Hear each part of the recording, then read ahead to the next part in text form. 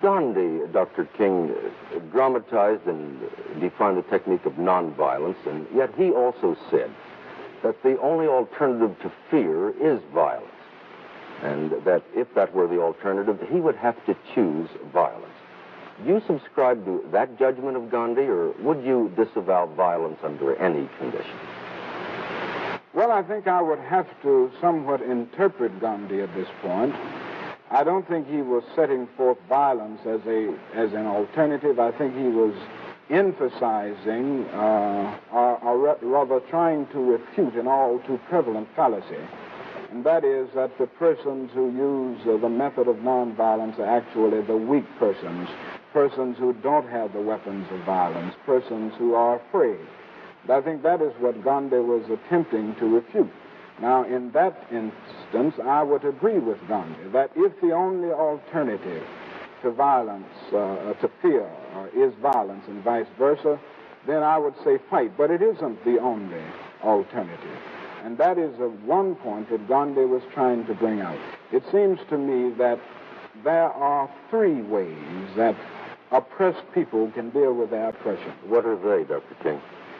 Well, one is to rise up in open violence, in physical violence. And some persons have used that method, persons who have been oppressed. But I think the danger of that method is its futility. I feel that violence creates many more social problems than it solves. May I interrupt you there, Dr. King? There are today certainly people who are forced to endure a kind of injustice that neither you nor even Gandhi in his time had ever seen. For example, would you regard the martyrs of Hungary's rebellion a year ago as misguided men and having used violence? I admire freedom fighters wherever they are, but I still believe that nonviolence is the strongest approach. I think that would apply to the Hungarian situation also. I don't think it's limited to a particular locality.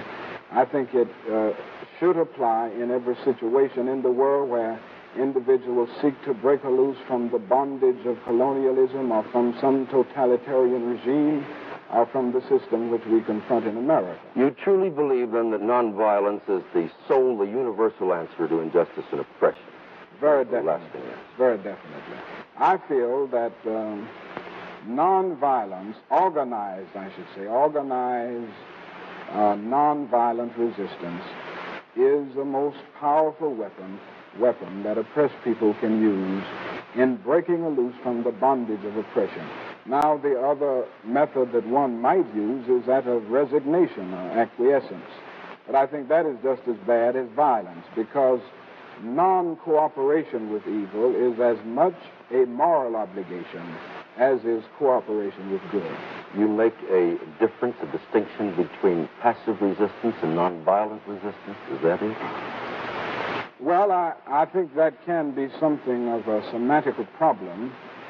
If passive resistance means just passively accepting violence or injustice, if it means cowardice and stagnant passivity, then there is a difference, because nonviolent resistance does resist. It is dynamically active. It is passive physically, but it is strongly active spiritually. In a sense, would you regard it as moving into the Christian philosophy, too? You mean the doctrine of turn the other cheek to regard as positive rather than passive? I think it is positive. I think very definitely, if it is used properly and accepted with the proper attitude, it is a very strong method. It is a method of the strong man, not the weak man.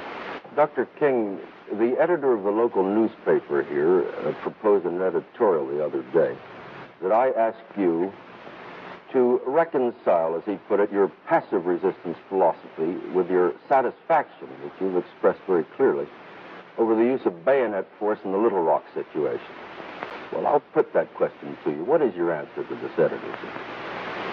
Well, I might say that I did back the president in his action in Little Rock, Arkansas.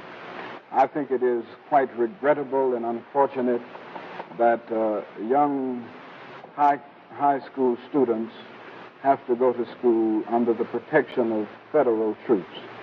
But I think it is even more unfortunate that a public official, through irresponsible actions, leaves the President of the United States with no other alternative.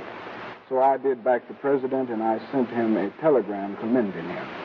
Now, your main question is, and the question of the editor of our local newspaper here is, how does this jibe with my whole philosophy of nonviolence? How does it?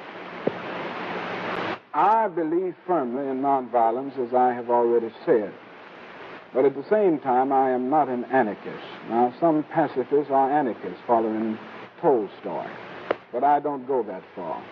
I believe in the intelligent use of police force.